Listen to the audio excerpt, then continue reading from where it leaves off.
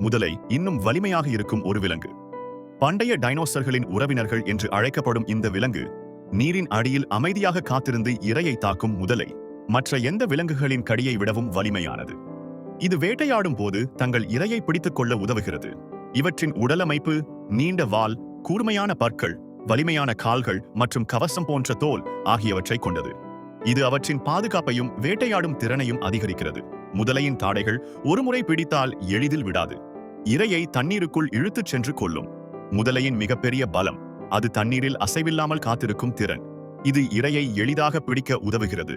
பெண் முதலைகள் முட்டையிட்டு அவற்றை வெப்பமான மண்ணில் புதைத்து அடைக்காக்கும். குஞ்சுகள் வெளியே வரும்போது அவற்றை வாயில் எடுத்துக்கொண்டு பாதுகாப்பான இடத்திற்கு செல்லும். முதலைகளின் சுவாச உறுப்புகள் நீரில் அடியில் நீண்ட நேரம் மூழ்கியிருக்க உதவுகின்றன. முதலைகள் நதிகளில் உள்ள பலவீனமான மற்றும் நோய்வாய்ப்பட்ட விலங்குகளை வேட்டையாடுகின்றன. இது ஆரோக்கியமான உயிரினங்கள் வாழ வழிவகை செய்கிறது. இயற்கையின் ஒரு அற்புதமான படைப்பாக விளங்குகிறது.